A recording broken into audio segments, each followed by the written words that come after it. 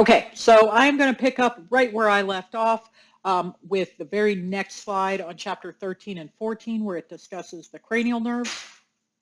I do not expect to see these on the lecture exam. You will definitely need them. You needed them for the first practical, same as what I talked about in the last lecture. You do need to know that the cranial nerves serve one of three functions, but again, we discussed these sort of separately by region in the last lecture, so please refer to that. But for your lecture exam, you will need to know what functions the cranial nerves serve.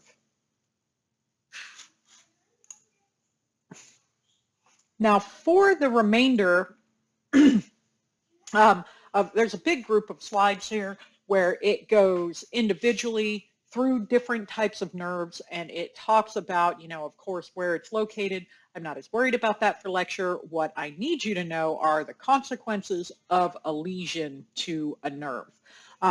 So for example, if you have a lesion or some kind of damage to your olfactory nerve, you're not going to be able to smell things. If you have the next one down that you see here, I'm kind of blocking it right now, but that is the optic nerve. If you damage an optic nerve, whichever side you damage, you're going to go blind on that side. If you have a lesion, you're going to go blind on that side. So all of the rest of these slides, what I really need you to know for lecture are the consequences of damage to these particular nerves. I'm going to slowly flip through them here. I'm not going to read all of this to you guys. You are perfectly capable of doing that. You can always ask questions, and I can expand on them through future videos. All right, so brainwaves and sleep. I am so sad that we are doing this online because this is like one of my favorite discussions that we have in this class all year, and we're going to be missing out on that.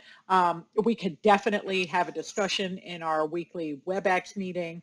I hope I get to do that with you guys. This is really interesting information because sleep is so important to all of us, and sleep is something, there are constant studies going on about it. We talked about sleep problems that we tend to have as many people in the society in general.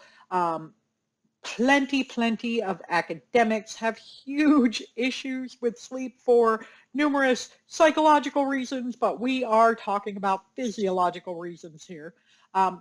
So we can look at brain waves. We know that the brain actually has 4 different types of brain waves that pass through it. So if you think of your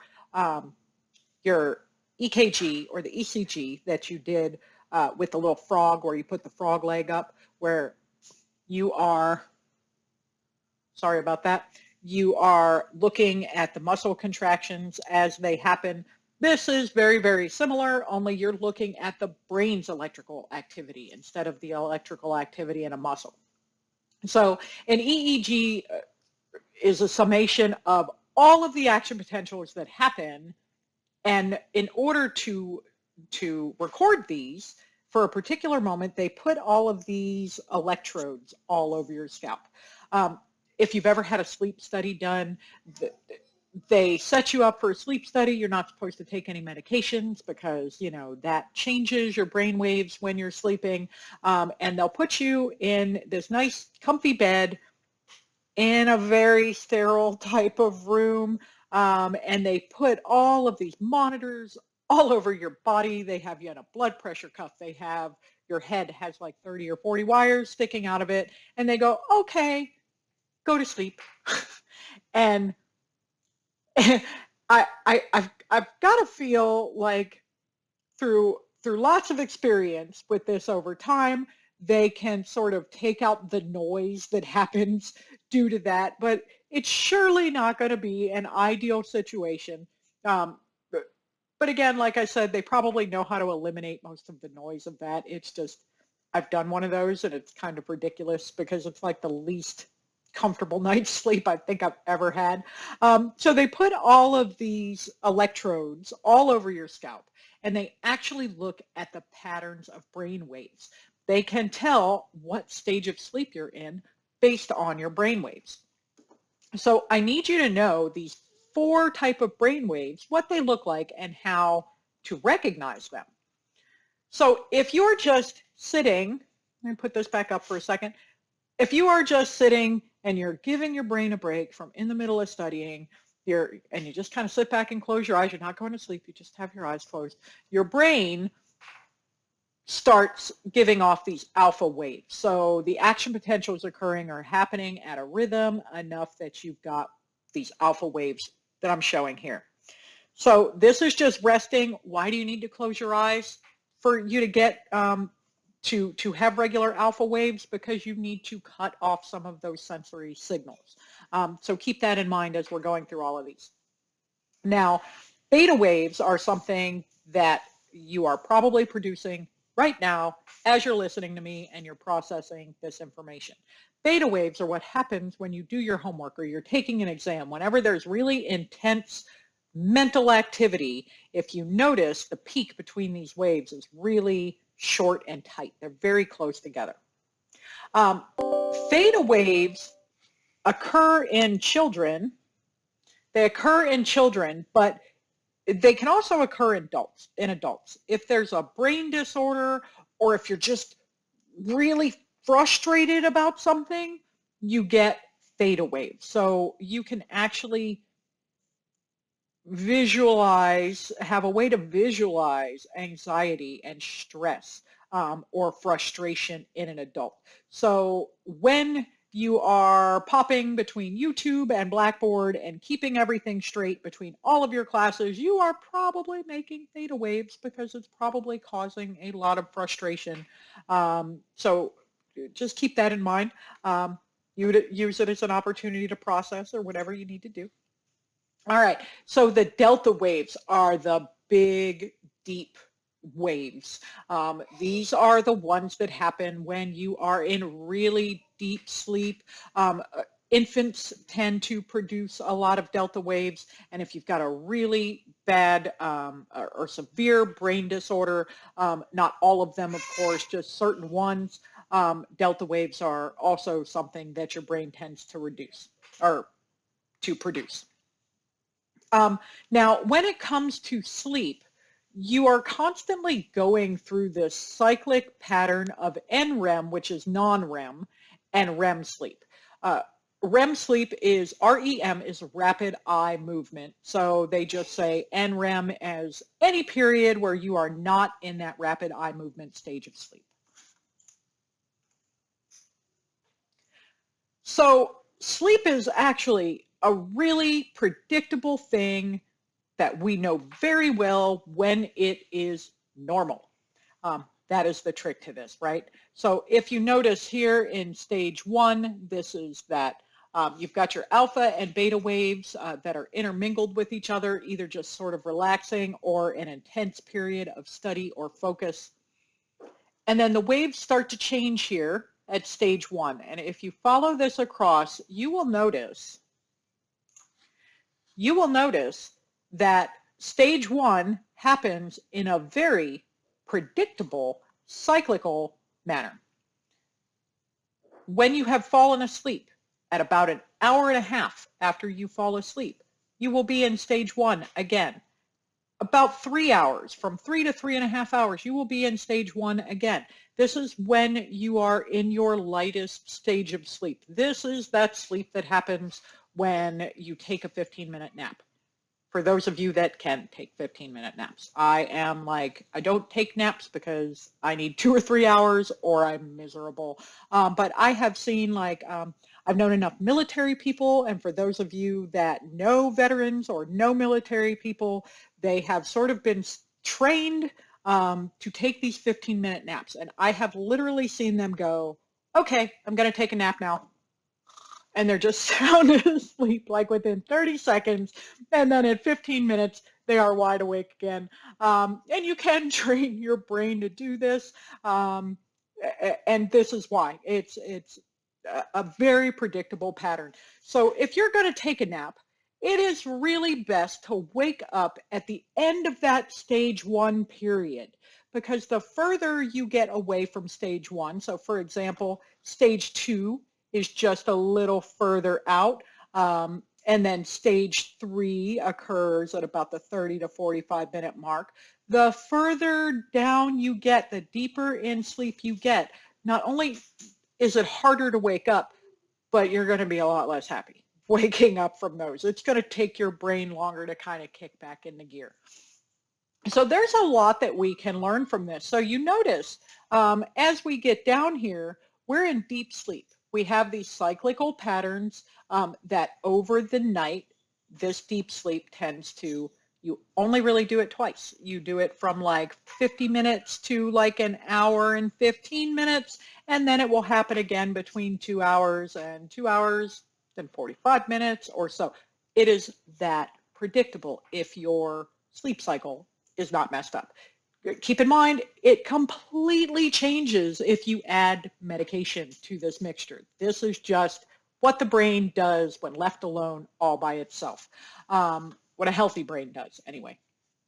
Okay, so let's see. What else do I want to tell you about this? There are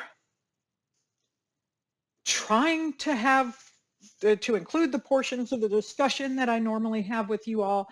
There are people that follow this particular way of life where they can sleep multiple very short periods during the day, 20 to 30 minutes, like 4 or 5 times, and don't need to actually like sleep for one long stretch. And apparently it's miserable when you first get it started, and it takes more discipline than I would ever have, because not only do you have to modify your diet so that you're not getting caffeine too close to time, but that no matter what is happening in your life, you have that set period of time where you go to sleep for 20 or 30 minutes, which includes like during the workday. And then you wake up on the dot, no matter how tired you are, and you keep with that cycle. There are people, probably not a lot, that have successfully been able to adopt this sleep pattern at the expense of other things. But the benefit that they feel that they get from it is that they have so much more time to do things because they only need like 4 or 5 hours sleep in a day. In general, the human adult needs about 7 to 8 hours sleep. I don't know about you guys, but if I get more than that, if I get 9 or 9.5 hours, I wake up tired. If I get less than 6 hours, I wake up tired. And for me personally, anywhere between 6 and 8 generally is good. Even 8 can be too much, but some people really need more sleep. So what that means is that there is a difference in brainwave activity between some individuals. So you can actually look at this very regular, consistent pattern and tell when the best time would be to possibly wake up. You could set your alarm to this thing. So if you go to bed at 10 o'clock at night, let's be realistic, you're college students. If you go to bed at midnight or 1 o'clock in the morning and you are able to sleep, an entire cycle, it would really be most beneficial if you plan to wake up 6.5 to anywhere between 7 and 7.5 hours of sleep. You are closest to that stage 1 of sleep in those 2 periods right there. And if you can schedule it, that is when you want to wake up. You don't want to drag yourself out of the deeper stages if you can avoid it. So we actually have a course that studies sleep here at the university. One of the students last semester told me about it. I did not know that. It sounds like a really awesome course. If you are curious about this sort of thing, if you think that you might go into any kind of neurology or work in a field similar to that, you may be interested in taking it. I would just check SAIL and see what you find. Okay, and I think this is the last slide. Nope, not quite. Okay, so memory.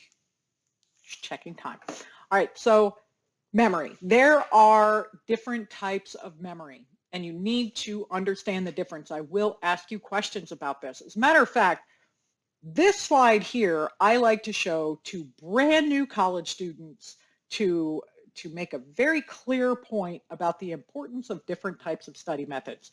I have considered putting this on day one of your lecture, and I totally forgot about it, and hopefully I will remember to do that for the summer semester. But I think this is really interesting and important information for you to understand. So there is working memory, and the working memory is, it just briefly stores things. So task associated memory, if you need to remember a phone number, like say you're on the phone and somebody says, hey, call this number, you can remember it long enough to dial it and then it goes away. It's not stored in your brain in any way, shape, or form. Some people are really good with this sort of thing, some people less so. The more tasks I have going on, the more I have to write down. I feel like it's that way for most people, but of course, everybody's a little bit different. Short-term memory is information that you retain for minutes, sometimes days. So when you come in and you listen to a lecture, or as you're sitting here listening to this lecture now, depending on the content and how well you understand it, you will retain what I'm telling you for minutes and potentially for up to a day or two. If you do not take the time to review it in a different manner than just listening to me talk about it, it's not going into your long-term memory. The long-term memory are the things that you teach yourself and you repeat over and over and over again. And in the case of a course, the long-term memory is moving something to long-term memory is really assisted by practicing a new idea multiple ways. So that's why I tell you, get together with groups of friends and teach them. Write these things down, draw pictures, all of those things. That repetition will help you not only put it in your brain for an exam, but to help you keep it. The last thing you want to do, as I have a couple of pre-med people and I have a whole bunch of, people that want to go to nursing school, all of this information that you learn here, this is not the stuff you get to dump. This is not, learning about the War of 1812. That you're going to need all of this, like in your future career. So using multiple methods to get this stuff to stick in your long-term memory so that even if you don't use it for a semester and then you come back to it, that's the way you want to go with that. So the long-term memory can last days all the way up to the rest of your life. So if another way or another thing, example is if you have something really tragic that happens, it can almost immediately go into your long-term memory. There are things that don't need repetition for them to wind up there. So in order for this to happen, there has to be a consolidation of a bunch of different types of information. And what it does is it strengthens the connections, the synapses that are associated with that memory so that they are sort of independent from a number of other processing things in your brain. There is declarative memory, so you can, that happens in the hippocampus and the amygdala, and declarative memory is just retaining facts. So going through note cards and getting memory of the terminology, that is, retaining facts. So that is a declarative memory. And then the other type is sort of an implicit, reflexive type of memory that's procedural memory.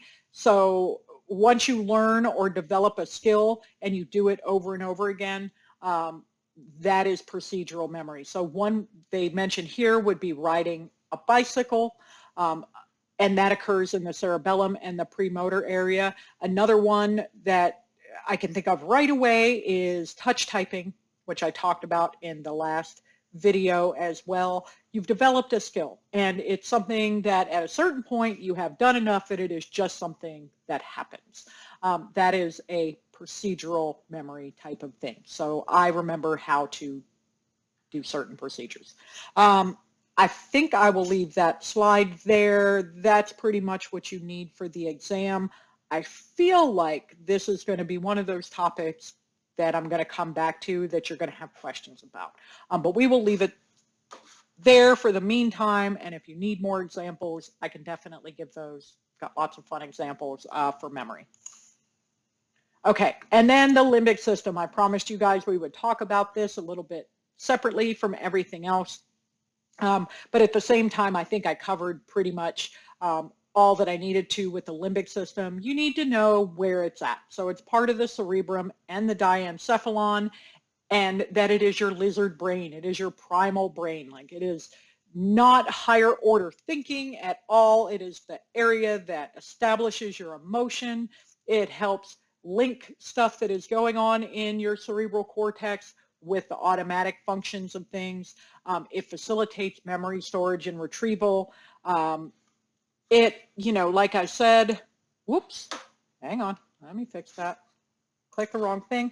Like I said, this is like those basic survival functions. Memory, the things you need to survive. The saber-toothed tigers like hunt most at night, so it's probably best that you are not wandering out in the woods in the middle of the night. Kind of old memory system, something that we have evolved with, because if we had a powerful limbic system to follow those drives, those people were more likely to survive.